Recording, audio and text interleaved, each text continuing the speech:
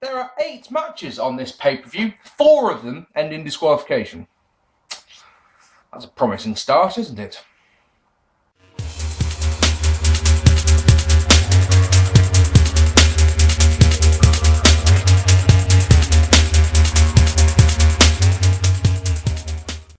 Ladies and gentlemen, welcome to this, the ultimate episode of 97th Heaven. I didn't have time to do this one in December. Of course, if you're watching this in a couple of years' time, that is utterly irrelevant, isn't it? But I wanted to finish the set. Before I start my 98 series, I wanted to get this one finished. In Your House, Degeneration X. Yes, DX by this point are so popular that they got a pay-per-view named after them. Why the fuck not, hey? We're in Springfield Center in Springfield, Massachusetts with a sold-out crowd of only a sold-out crowd of 6,358 fans on hand. This, folks, right here is the venue where the Mountie defeated Bret Hart to win the Intercontinental Championship. Aren't you glad that I told you that? Let's get on with this one, because I want this one to be a quick vid.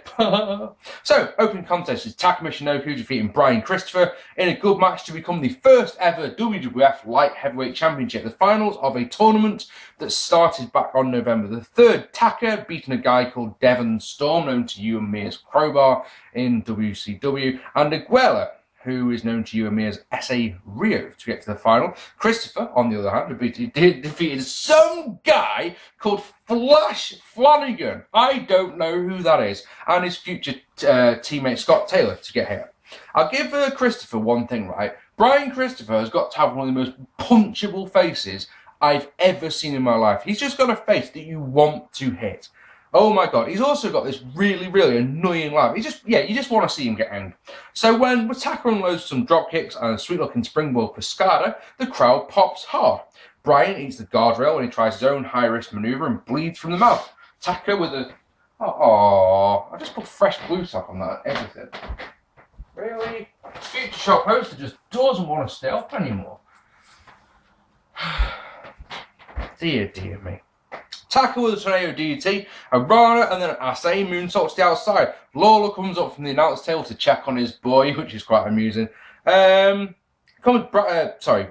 Christopher comes back with a stroke, a leg bomb, and a rocker dropper, called by Jim Ross a rocker dropper, which is fantastic. He doesn't cover off any of them. And this is the point of this match here. The point of this match is that it could be a really, really good match. But Brian Christopher just stalls all the time. And it's not like... It's indie, like I suppose it'd be the Memphis style that he's used to, style of wrestling. Yeah, it's this sort of thing doesn't work in the WWF, you know. He gets to release German suplex, but instead of covering, he goes for a leg drop off the top. But Taka moves, hits the Taka driver for the win at 12 minutes dead. Like I say, odd match because Brian's stalling. Damn, some stalling is good because it makes you want to see that person get their ass whooped, isn't it? That's a good thing. But too much stalling just makes you go, oh, for God's sake, come on. And like I say, when he hits a really nice German suplex, should I call him? Nah, fuck, I'm just doing a bit more posing. Why the fuck not? It's the thing about this match. The other thing is that this was, I mean, bear in mind, this is the finals of the light heavyweight tournament. Now, you want your light heavyweight or your cruiserweight, whatever way you want to look at it. Their matches have to stand out and have to be different from the standard WWF fare, shouldn't it? So when the match just isn't, which this one isn't, then you've got no reason to really give a fuck. Nothing bad, everything looked good. 2.5-star match. It could have been a lot better, I think. In the back, Kevin Kelly and the Jackal talk, they shill the superstar line. Los Baricuas didn't defeat DOA in a crap match. Los Baricuas rap on the way to the ring. They've got the 4 of them coming out rapping, but it all looks like they're just rapping over each other, and no one actually knows what the other one's saying, so they're just talking utter shit. The announcers expect this one to be a train wreck. They say that on commentary. This one's going to be a train wreck. It's like, right, I'll really look forward to this one. There's a nice neck breaker by one of the Harris brothers. A standing moonsault by Perez to save it from dud territory, but the match is so boring. Miguel fakes a knee injury, miraculously recovering in time to hit a somersault leg drop on change to get the win. Crap. In the back, Doc Hendricks hooks to Butterbean, who is vexed by the way that Marc Mero has been treating Sable over since his debut, really. We see footage of Mero being a dick to Sable to being a dick to Butterbean. Then when Cole tries to talk to Sable, he's a dick to her as well, which is lovely. Next up, Butterbean then defeating Marc Mero via disqualification in an entertaining tough man match. Now, if you're thinking entertaining like this was a good match, no, this was entertaining for all the wrong reasons. It's a tough man match because Vince can't promote it as a boxing match because they'll have to get a special license for that.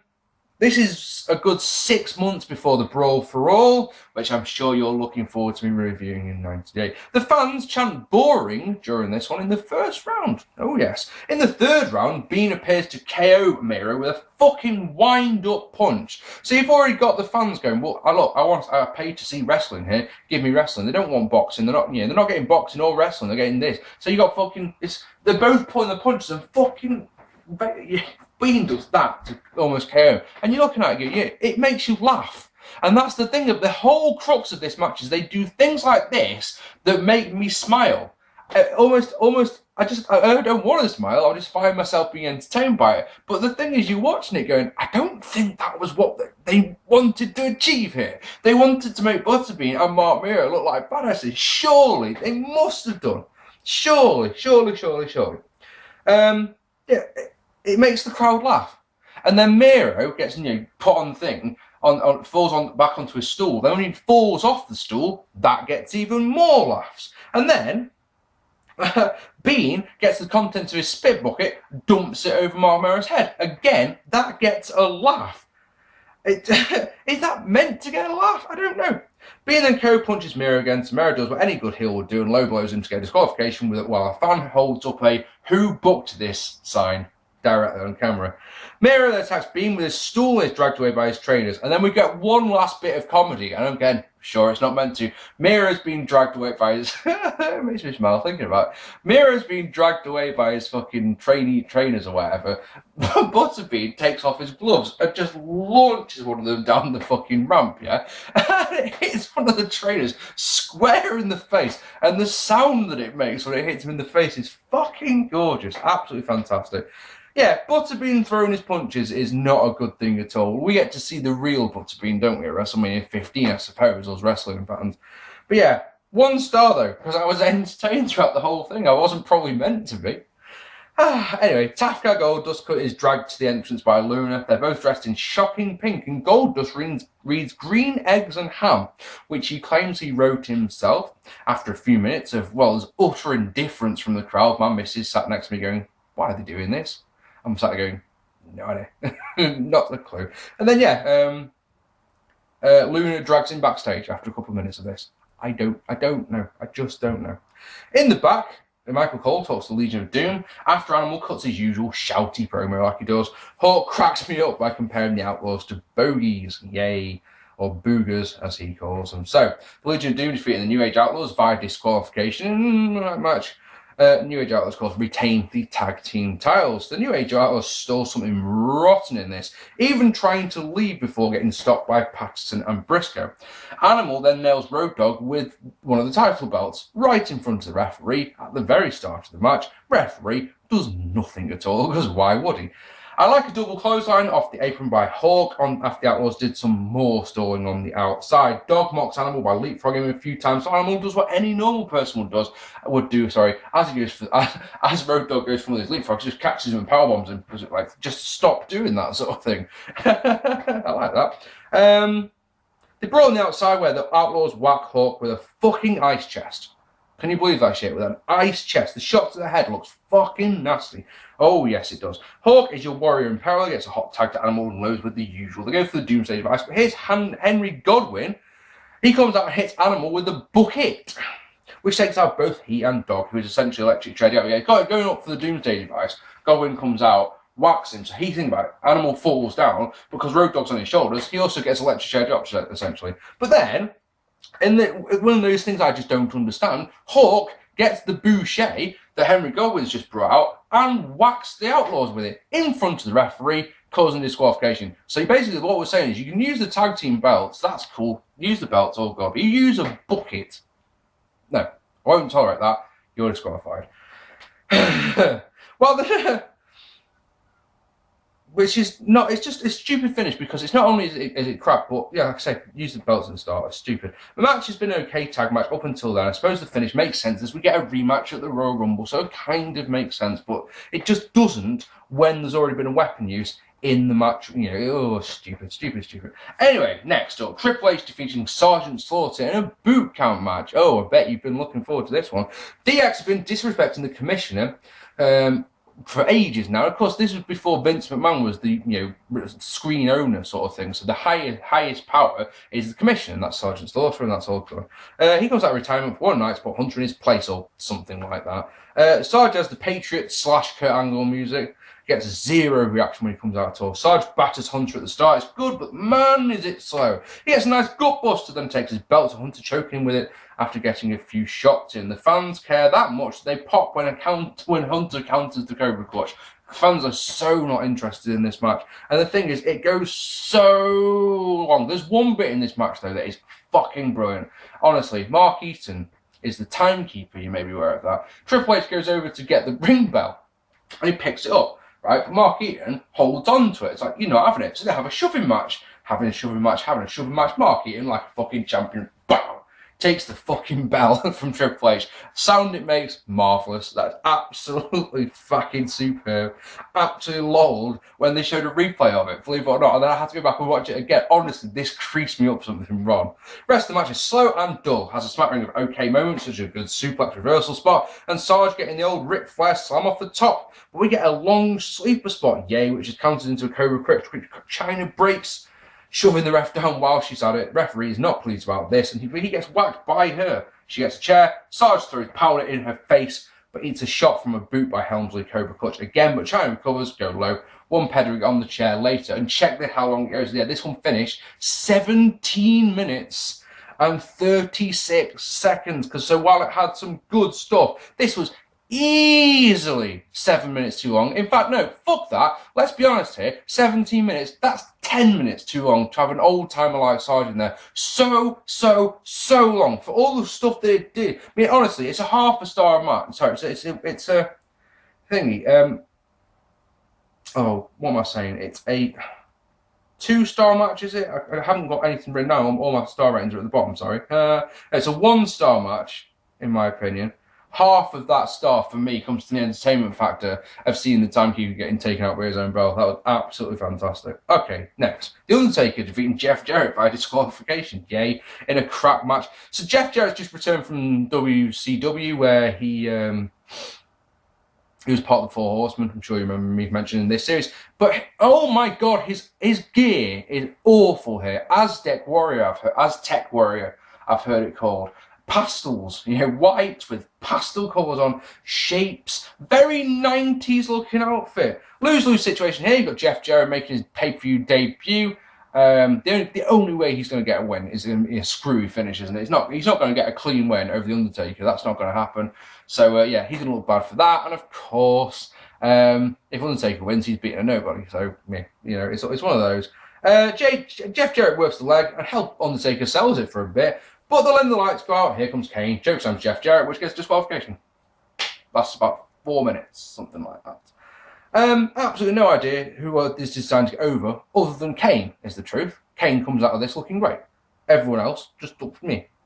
After the bell, Jeff Jarrett tries to attack Taker, but the dead man hits him with a fucking horrible chokeslam. Oh, it's so bad. Such a terrible chokeslam. And then after the match, we see Mark Henry in the crowd. Yay, Mark Henry, who's been under contract for 2 years at this point. And he's rooting for Stone Cold. He's with the Milton Bradley guys. Yay, lucky you.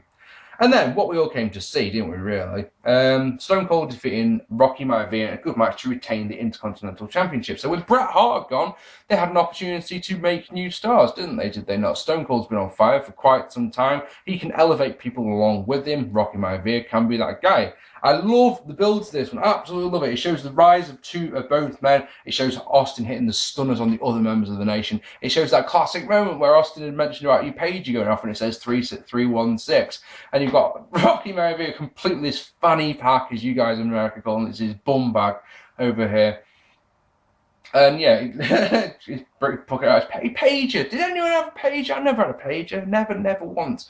I've never even seen a pager other than a doctor, a hospital, sorry. And yeah, so you get a page goes off, and it's the look on Brock's face is magnificent. He turns around, Austin's behind him. Oh, it's amazing. Yeah, crowd are so hot for Austin, it's ridiculous. He comes out of a pickup truck. The place goes nuts. The nation come out. They beat down the rattlesnake before the bell. Austin recovers, and in one of the best visuals of the Attitude Era, in my opinion, backdrops D'Lo Brown over the ropes onto the hood, as you guys in America call it, the bonnet of the pickup truck. His feet smash into the windscreen. God damn it, I'm English. Into the windscreen. Smashing the glass. That's a great looking visual. And then, just to make it a little bit better, he pulls D'Lo to the top of the truck and stunners him up there. Because why the fuck not? You know, it really is one of those. Bell finally sounds. Austin gets a Thez press on Rock, which is able to counter and to cover. Then do a nice little pin reversal sequence there. I like that.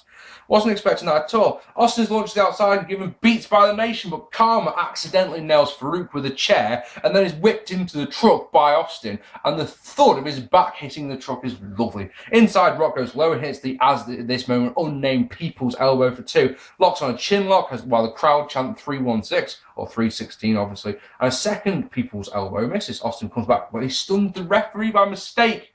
Rock gets out some brass knucks, but Austin hits the stunner and gets the win as another referee comes down. This one lasted 5 minutes, and it's one of those things where it's as a match, you know, it's too short. Clearly, I mean, the thing is, it was entertaining as hell, but it was way too short. The benefit of hindsight here is looking back on this match, you are seeing what will become the standard norm for the Attitude Era for the next 3 years. The main events are going to be mainly brawls and run-ins and interference and weapon shots. There's not going to be a lot of wrestling in them. You were looking at the Attitude Era there in that match. Everything that accompanies the Attitude Era, bam, right there. So it's fascinating to watch it from that point of view, you know. But at the same time, it's way too short. 5 minutes. Good match though, I enjoyed it. And then in our main event, Ken Shamrock defeating Shawn Michaels by disqualification after a match. Shawn retains the WWF Championship. So HBK mocked Shamrock on Raw, saying that he's been strengthening his leg. Later on that night, DX are attacking Jim the Anvil Neidhart. And Ken Shamrock makes the save, and by the looks of things, that's what makes him number one contender, because I don't know why he's number one contender. Honestly, I have no idea. They try the classic atmosphere building music, both men get interviews, and you know, it takes a long time for this one to get going. And yeah, it doesn't work at all. I don't think there's a soul in this building who believes that Ken Shamrock can beat Shawn Michaels for the belt. I just don't believe it. Especially a month after Shawn won it. Come on, don't be silly. Big kick by Ken to Shawn Michaels. Bails back in, and Ken unloads with punches. They both throw a hard Irish whip that puts HBK on the outside. He stores some more with DX. They have a little conference, and it's all lovely. Back in, he attempts 10 punches in the corner twice. Both times he's launched by Ken, who comes back with a suplex, while King does a great job on commentary, believe it or not. While he mentions that Shawn Michaels almost single-handedly has got rid of the Heart Foundation, keeps the Heart Foundation in the back of my mind. Even Jim Ross has to say, look, I can't deny that, you're right there. So it keeps the Heart Foundation in the back of the mind just a little bit, and of course the benefit of hindsight, knowing what's coming at the end of the match. That's very, very good stuff by King. What's interesting here is that it's very, very, very, very clear that Shawn Michaels is carrying the match, and he's making absolutely no effort to keep his voice down, calling the spots. Oh man, Ken does something in this match I don't think I've ever seen. He's whipped into the ropes, yeah, and he leans back into the rope. And the top rope, he must not lean back or let go too fast or something, because basically the rope comes back and whacks him in the face. And it's just one of those, not only have I never seen that before, but it makes you look like a complete bird, because you're here in the main event wrestling for the championship and you don't know how to run the ropes yet. Silly boy. Oh man, this match isn't very good. There's a sleeper, long chin lock and sleeper segment for Michaels, for example, and Ken just doesn't look very good out there at all. Liger Bomb gets 2 for Ken, who gets owned by DX. Again, that happens a lot in this one. Another macho elbow by Shawn. Switching music misses. Ken gets a belly to play a suplex and the ankle lock, but as soon as the ankle lock's on, DX are in the ring making the save at 18 minutes to get the disqualification. 18 minutes this one goes. Another one that's easily 8 minutes too fucking long. Oh, dear me. DX gloat, DX celebrates. Shawn Michaels is on the apron, and here comes fucking Owen Hart. Owen Hart slams him from the back, and he's launched, Shawn's launched off the apron through the Spanish announce table. That's pretty damn fantastic. And then Owen Hart's battering on Shawn, then he runs away through the crowd. Like I said a moment ago, with King keeping the Hart Foundation in the mind's eye. That was really, really good. Of course, the flip side is, that you've now got a really good money match, haven't you? At the Royal Rumble, it's going to be Shawn Michaels versus Owen Hart. Shawn Michaels doesn't want to work with Owen for whatever reason, and so the match never happens, which is a shame. So, there are 8 matches on this show. That's what we started with, didn't we? 8 matches on this show. 4 of them ended in disqualification, which, as you can probably imagine, is way too much. When Brian Christopher is half of one of the better matches of the evening, something's really wrong with. What I'll say about this one is, in conclusion, watch this one if you've never seen that first Austin versus Rock match, to say that you have, if nothing else. The rest of it is utterly avoidable. There's nothing special on this show at all, other than that. So 3 out of 10, 4 if you're feeling particularly nice. Okay, ladies and gentlemen, did you watch this show all that time ago? What did you think of it? Did you think watching it, when you were watching the Rock versus Stone Cold match, when you were saying, this was just another match, wasn't it? Did you think watching it going, these two are going to be fucking massive one of these days? Did you? Let me know. Let me know down below. I'd love to know. So, of course, ladies and gentlemen, this has been 97th Heaven. I hope you've enjoyed the series. Onwards to 1998. I've been Marc P. Thank you so much for watching.